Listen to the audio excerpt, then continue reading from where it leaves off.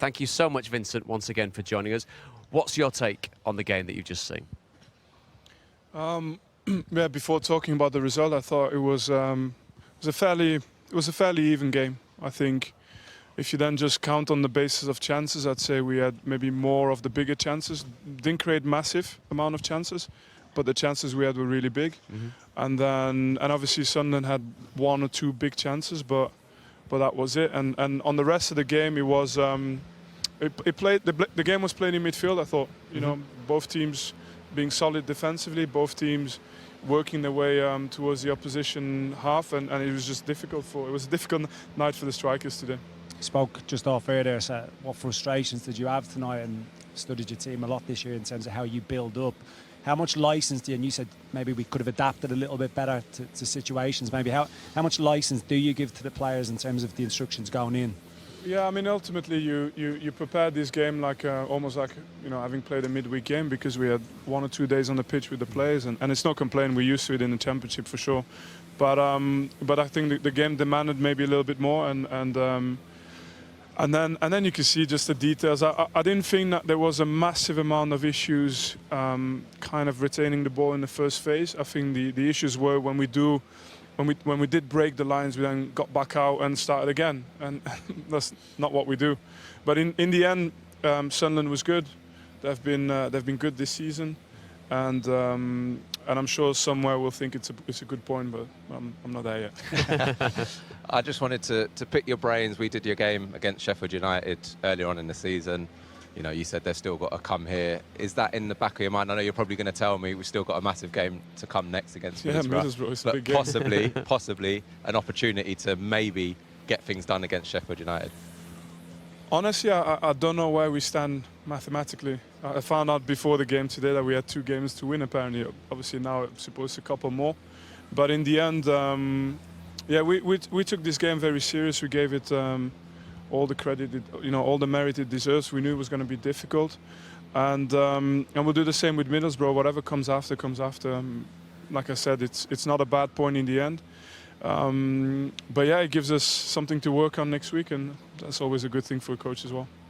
Vincent, I have to ask you about the strikers. Okay, probably a disappointing night, but they've definitely got credit in the back, how well they've been doing for you all season. Is it about focusing on the positives? Obviously, those players will come in, they'll know that they've maybe not had that little bit of quality that they've shown throughout the season. So do you, I know your management is excellent, but do you focus on the positives within? Well, I don't know if my management is excellent, but the way I do it is just like try and stay away a little bit from the emotional. I didn't see a team that didn't fight. It wasn't that. We worked hard. Both teams, to be fair, it looked like, the legs were hurting, chests were hurting at the end, and that's what you want to see. But there's things we could do better. And in my opinion, for example, we broke the lines enough times to then go and progress and create more of the chances we had. But we came back out, and what that's due to at the moment, I don't have the answer yet, but that's what we'll work on next week. Vincent, you had 13 players away on international duty. Does that eat into the rhythm of how you want to work? Because as you quite rightly saying to Alistair Campbell in that wonderful interview before the game, you're here all the time, you're working all the time. Yeah. When your players are flung to the 4 corners of the world and come back, it does eat into that time that you have with the players, doesn't it? Yeah, you do turn up at the training ground a few days and you look around and you say, what's the point? There's no one here. But I'm sure the top teams in the higher divisions have got to deal with much more than that. The only thing I don't like is that one of our players didn't come back yet. That's more of a problem. Yeah? No, we know where he is. Well, hopefully he's on his way by now. Nothing he could do about it, but that can affect your preparation, yeah, of course. Can I just ask you a question about your management style? And it always fascinates me when players that played at your level, when they go and manage a group of players that haven't played at that level yet, how you deal with them, and the way you speak to the group, the way you speak publicly, and you're setting the tone.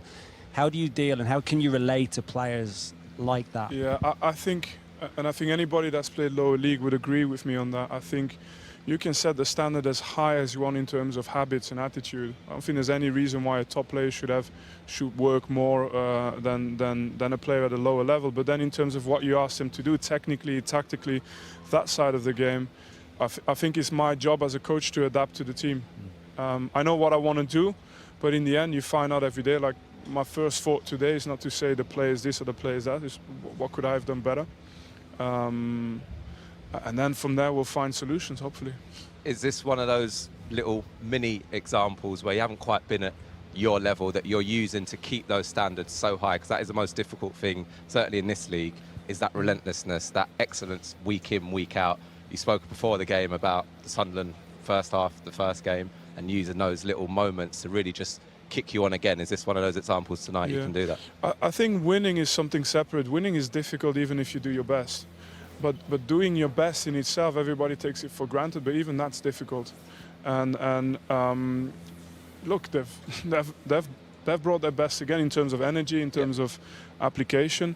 And that consistency in the end, it's what top teams do, and they shouldn't feel any less than anyone on that side of things. Does that just then come naturally to you, Vincent? Because as we know, as a player, you've been in this position where the end, the big shiny thing is in sight, and you know you can get yourselves there. I presume you can picture yourselves there, but you've still got to get there. You're the one setting the culture, setting the tone. Have you got a group of players that absolutely buys into that? A group of generals there that are going to do exactly the same thing? I've got to do my best at understanding the rankings then as well, because twice I found out from Sky what the situation was, and I'm focused on winning the next game, and like, there's games where we've won 3-4-0, and you can't win every game 4-0 at home and thinking, you know, you go wave to your fans, punch the air, and there's going to be tough games, but you learn the most out of those games. So I don't dismiss it. I'm not frustrated now, but I'm motivated to get it. I don't know, get it right is too much of a word, but just to push it on again.